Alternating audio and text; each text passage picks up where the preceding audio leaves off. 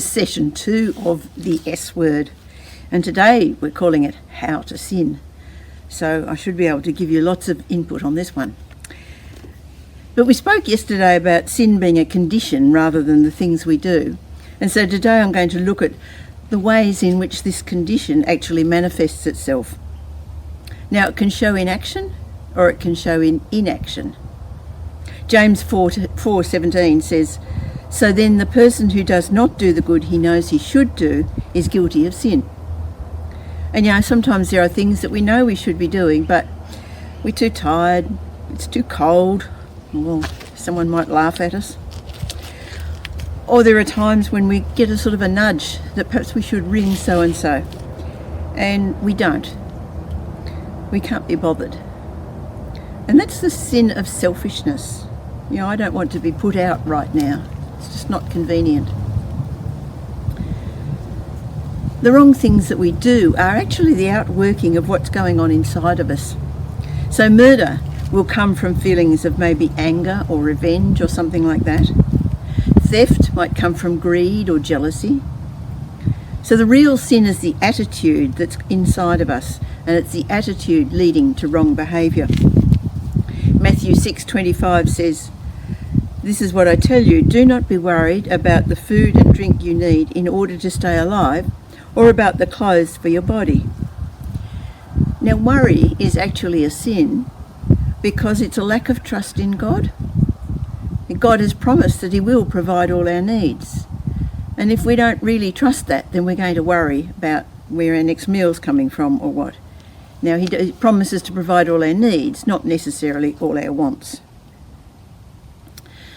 Wrong things can happen in all parts of our life. Things we do with our body.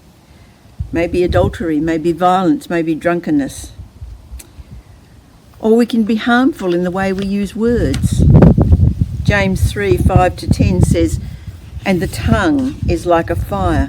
It's a world of wrong, occupying its place in our bodies and spreading evil through our whole being. It sets on fire the entire course of our existence with the fire that comes from hell itself." It's pretty strong words, but actually, it's fairly true. Words can really cut a person down and damage their whole outlook on life. Gossip can really harm.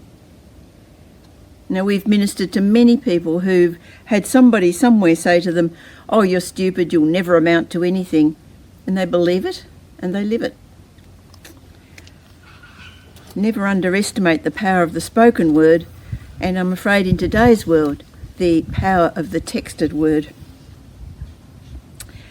We also need to look at how we react to others when they hurt us, because the natural reaction is to hit back. This is not God's way. God's way is forgiveness. Now, anger is a fairly natural reaction, but forgiveness is what God asks of us. She started it or he started it doesn't have any traction with God. There are times when we might get involved with things that God has forbidden.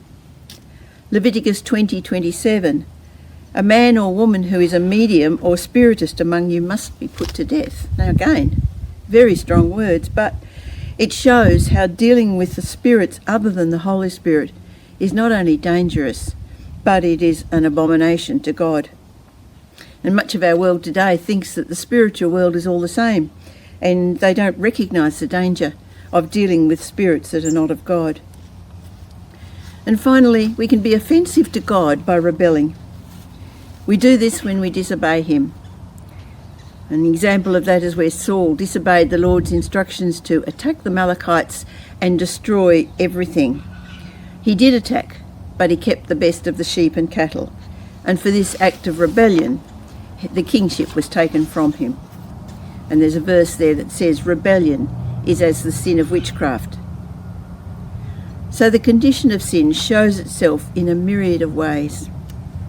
As we think about ways that we may have displeased or dishonoured God, we also need to remember there is forgiveness and cleansing through Jesus.